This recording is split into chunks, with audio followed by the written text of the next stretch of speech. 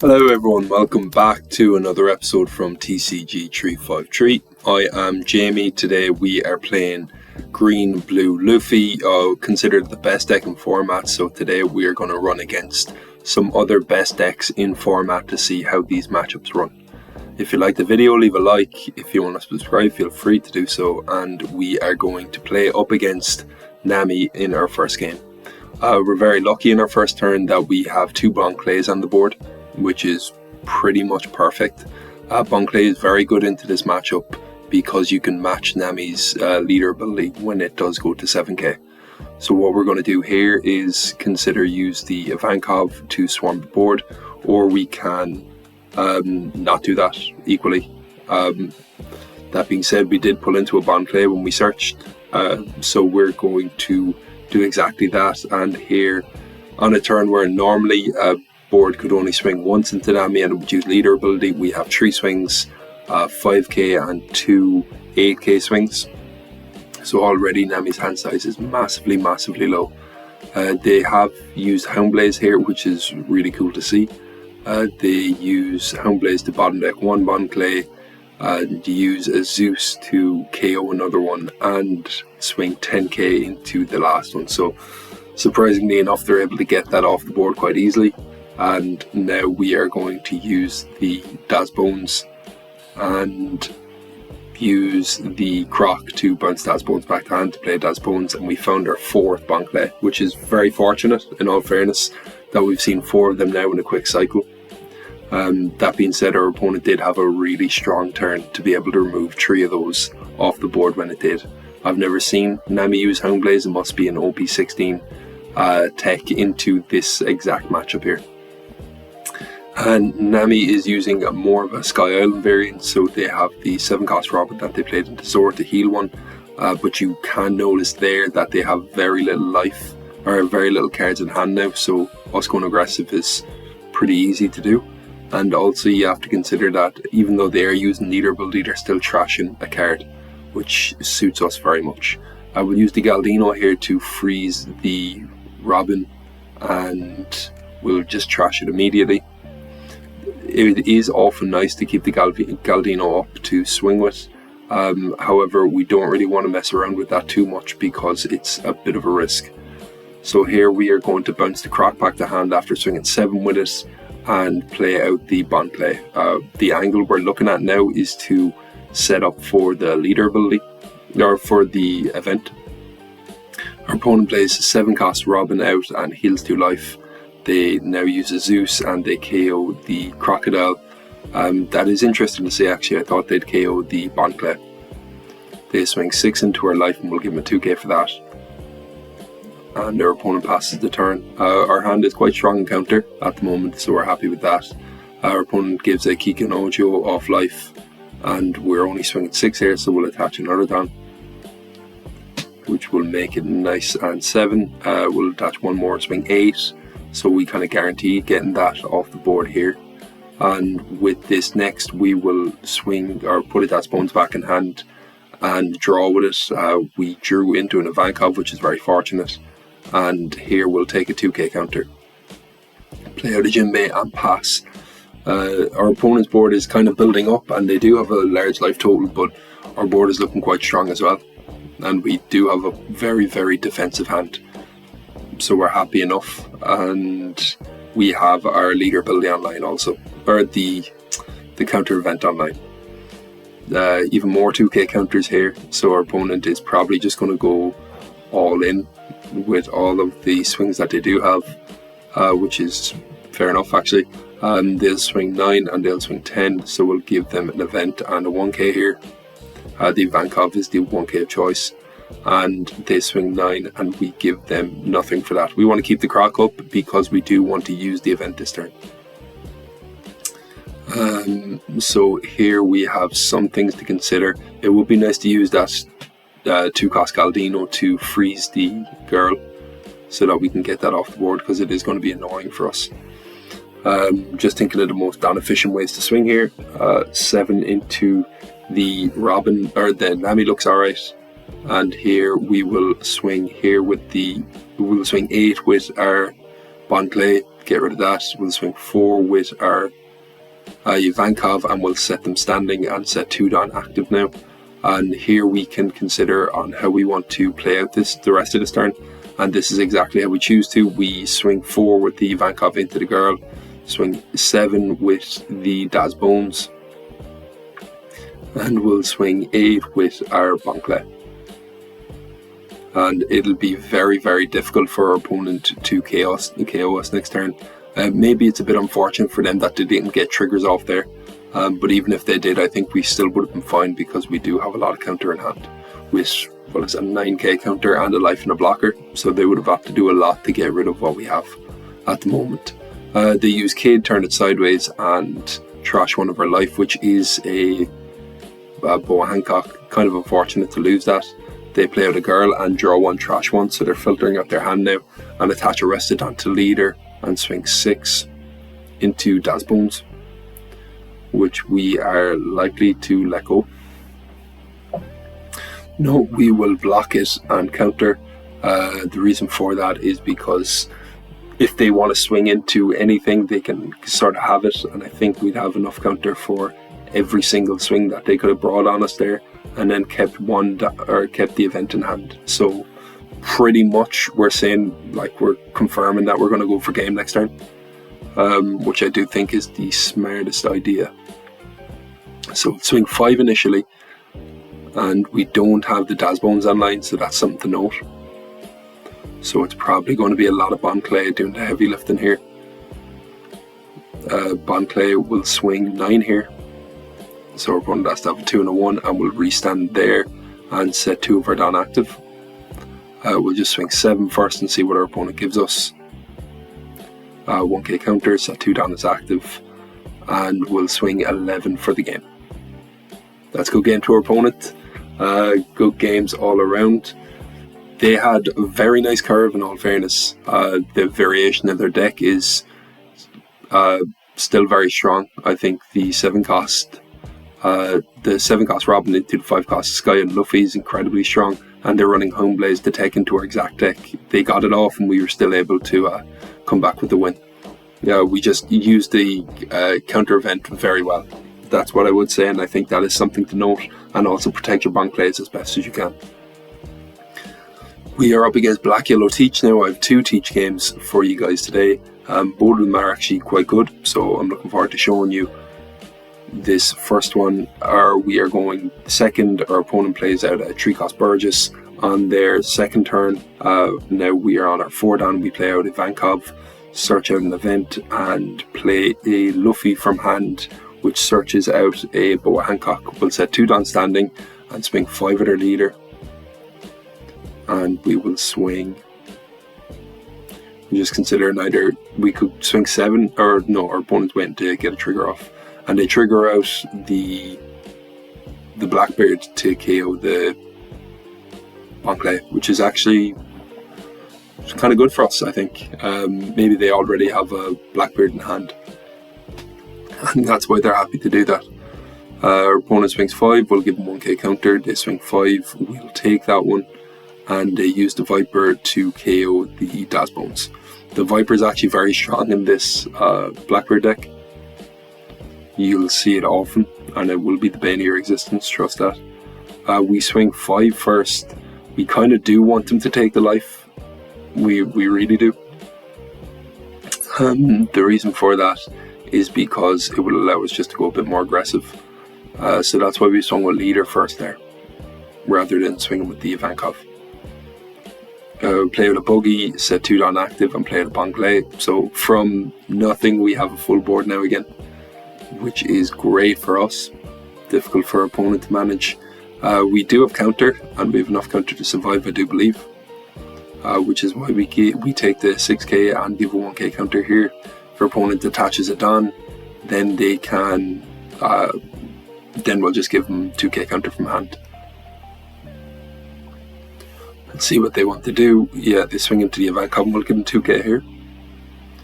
And here we will start the bow shenanigans. So 6 into 6.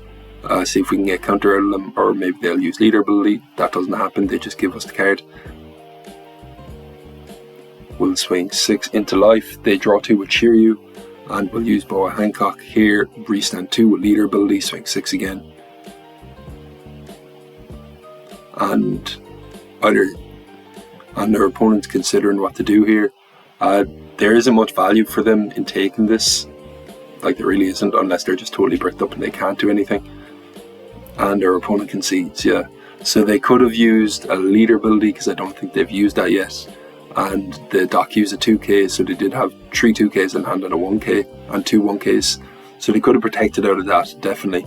But our board state was so strong, and they didn't have the prospect of swinging with anything but leader next turn. So good game to our opponent. Let's go into the next Black Yellow Teach game. I think really the name of the game in these matchups is just to put as many cards on the board as possible. It's pretty much a standard green blue Luffy gameplay, really. Just the biggest difference would be playing around your opponent's triggers more than what you do normally. Here we swing 3 into the Lafitte. That goes. We swung 5 into their leader, and they took that. They play out another Lafitte, and we have bodies to swing into that, so they're not going to get value off that as much as what normal decks would have. But you do see there that they have the Vasco shot, which can arrest a 6 cost. So first we'll swing with our leader, and maybe they want to use Vasco shot here. No, they don't. It's either Buddy or Ivankov, and we choose Buggy. Set 2 down as active, and we'll swing firstly Raw 6, because we kind of want them to use the Vasco shot pretty soon. We don't know what they'll use it on, but we do want them to use it soon. And they could freeze. Yeah, they freed the prisoner of Impel Down, which means that we don't get a search off.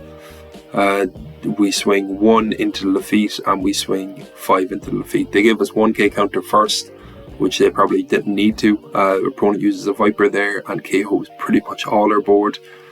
Swings 5 into the prisoners, and we let that go. We don't have a 2k in hand, so there's not much choice from our end. We'll use the Ivankov now, and with the Ivankov we can search out a Boa Hancock, which will definitely come in handy, as you saw in the last game.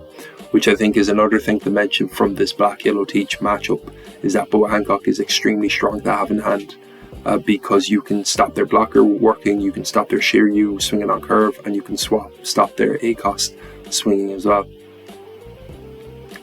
Here we are considering to rest that Viper and swing into it, just get cards out of hand. We choose instead to play Galdino down, and next turn then we'll be able to crack that Galdino. I do like playing Galdino as just a counter card, or as a body to play. It's not really done, to be fair, and I can understand if you're kind of confused by that. But really, the strength in it for me is that you can, you just get more value out of the card. I know that Teach doesn't run conventional removal like other decks, or like Black Teach would have, because if I was playing against Black Teach there, I wouldn't have used that. And Teach can't rest cards as easily as, say, other decks might be able to. Our opponent gets a Van Augur trigger from life and minuses 3k to our leader, so I guess we're not swinging with leader. We do have totally unique names on the board, so our Luffy is fully online, and that's a 6k swing for 1 down. And we will use this leader ability, or the card effect here, to just go nuts, to be honest. And we would have been swinging more and more and left it down up for the counter event in hand as well. But also, see the way we have a Galdino up? We could have used the Luffy and Galdino ability to freeze the Viper, and then the Galdino to crack that to freeze the Teach. So that was the line we had, so our opponent only had 1 swing into us next turn, which was really cool. I wish they didn't concede, so we could have showed you that. Alright, let's talk about this Shanks matchup, which I find really difficult to play Shanks. I've seen people say that it's kind of overhyped, but it's once they're able to string 10 costs together, it becomes a very, very difficult matchup. And that's what I think about that. The deck runs so many Shanks also that it seems consistent. I'm not too sure. I know it's only 1 searcher, but every time I come up against Shanks anyway, it finds a bunch of their big boss monsters, so that they get full value off that Ben Beckman. And if they get 2 Ben Beckmans, forget about it. It's a difficult game then. Our opponent plays down a Lucky Roo, which will KO pretty much anything we have on board. Slight error here that we swing with the Ivankov first. We probably should have swung with the Bon Clay first, because from just 1 Don we'd get 6k swing. We swung 5, our opponent used leader ability, and they take the next swing. We'll swing 6 now. We'll see what they give us. I think like we're waiting until we get a bit more value to play or until we're done swinging to play the croc. We'll set 2 Don as active at the end, and we consider swinging, and we just go for it. They can use the Lucky Roo and KO the croc if they want, which is fine, but that just allows us to go more aggressive anyway. So just the name of the game from early game onwards is to just swing, because once they get 10 cost Shanks on the board, it becomes very difficult for us. I believe our opponent is on 7 Don now, so they do have the option of becoming the 7k leader. However, our Bon Clay will be able to track that, so that will be fine for us to actually come up against. They swing 4 and 6 into 2 of our bodies, and we let that go quite easily. And now we have a Boa Hancock down to rest their leader. We'll swing, or to rest their blocker. Rather, their blocker can't be rested. We're swinging 4 into the Uta, and we are swinging, considering swinging. Yeah, we'll search first definitely. And there was, we could have argued to take the Jinbei there, so we could fill up our board with like valuable characters, but we don't. We'll swing 6 first, and then we will swing 6 with our leader. So that's 2 6s there, and they can use the Shanks ability if they want to get out of this, but they choose to use leader ability and the counter instead. It's all the same really, it's just one card would have been both choices there. Our opponent is now 7k, which is fine, I guess. Like I presume now they're going to swing into the Bon Clay, but they don't. They swing into Ivankov, which was definitely a misplay on their part. We have another Boa in hand, but we are considering using the Galdino instead, because when we play the Galdino down, we can trash it, draw 2, and then set 2 Don active and get this, get the Boa out as well. And we just may not be able to swing this turn, but that's totally fine. We can swing with the Boa, and it'll go through their blockers. We'll see what they want to do about that. They give us the counter event, and yeah, we could have actually used the Bon Clay and swung 8 into their life, but I don't want to turn the Bon Clay sideways, because I do want to keep it active for the finish next turn. Because we can set the counter event live with just a Daz Bones, which is 2 Don. Oh no, we can't. It's just Boa Hancocks. So maybe it would have been smart to go aggressive there. And then maybe it would have been smarter. Our opponent uses the 10 cost KO Shanks, I think. And 5 after using a 5 cost Beckman, which rested. So they KO'd our Boa, and now we are Boa-less. We'll deploy the Galdino and rest one of their characters. Also, well, that's a consideration, but we also have the bug to consider as well. The thing with the Galdino, which could be nice, is that we'd be able to get the event online, so we could rest a body, for example, with the 1 cost freeze event, which I've not seen many of these lists play, and I think it's a very good card. I mean, like, this deck that I have runs 6 Galdinos, and you could probably argue to run 8 because I'm only running 2 of the 4 cost, which is arguably the better card. Now we are going to swing with the Boa, just 9, sorry. And from there then we are going to play out the Croc, bounce the Bon Clay back to hand, and play it out again. So now we are pretty strong in counter. We have 2 blockers to be able to protect Boa if they do decide to go into it, which I presume they will, because it's a very good card. We have 2 2Ks in hand to protect it from a flat 12, which is quite good also. And we have 2 Don up, which I believe is only reserved for the leader. like leader counter, so that's not going to help too much there. But with the counter in hand and 2 blockers, I think our bow Hancock's pretty good to be able to stand. So our opponent probably wants to go for a game here. I just don't know how they can do it. Swings 10 first. We will firstly set our buggy blocker active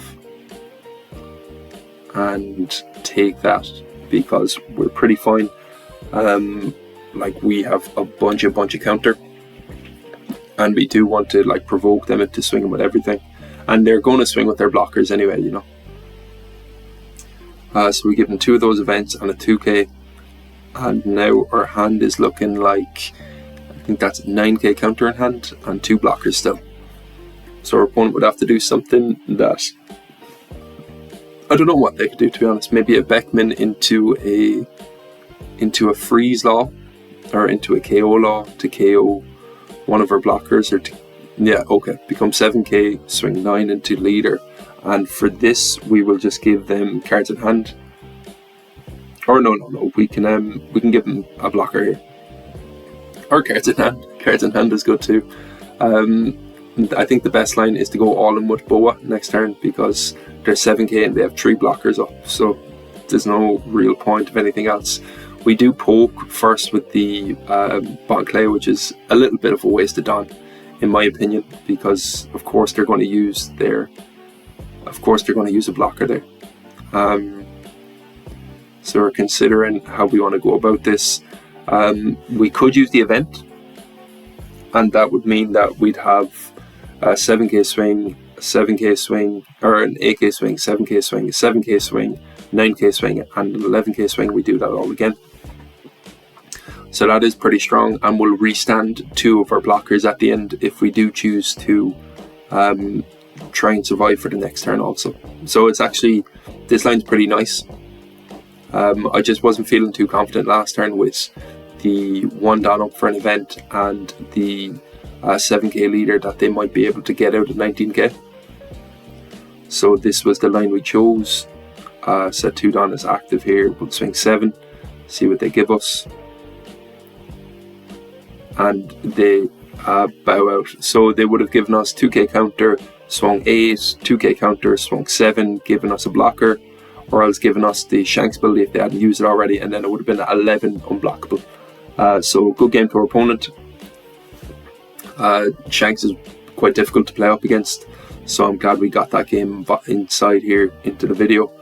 Now we're going to run a Black Yamato game, who isn't totally meta relevant but is a matchup you will see as Green Blue Luffy, so it's something we're going to cover in this video.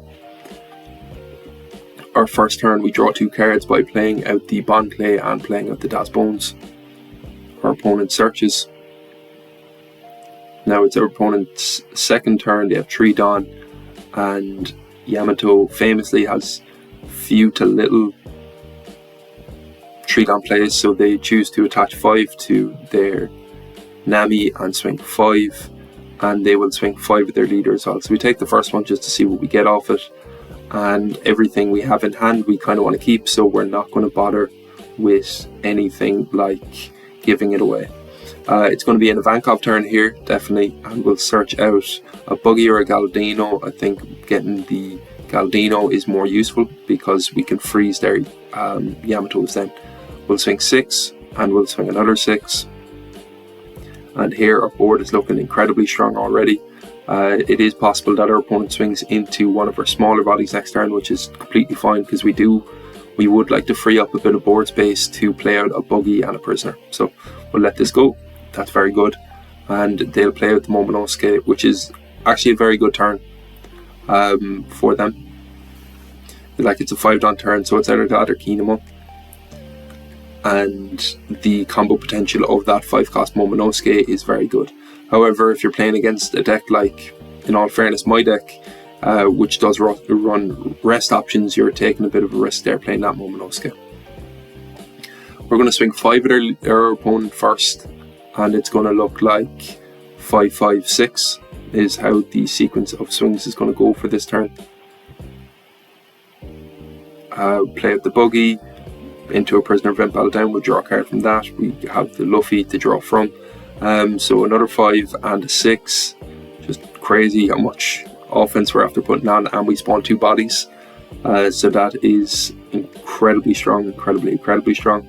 We have 2 boas in hand as well and 2 Galdinos, so we are in a very good spot to be able to last into the late game, especially that our board is so strong.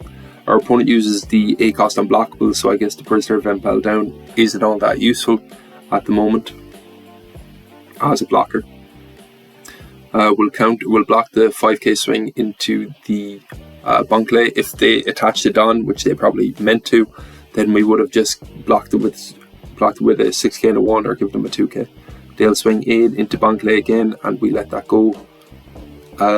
Here, the hammer rifle isn't useful because the Momonosuke doesn't need to be arrested for the ability to come off, it just needs to be trashed. So here we use the Galdino effect immediately. We just pop it and use the Luffy to search out a Croc.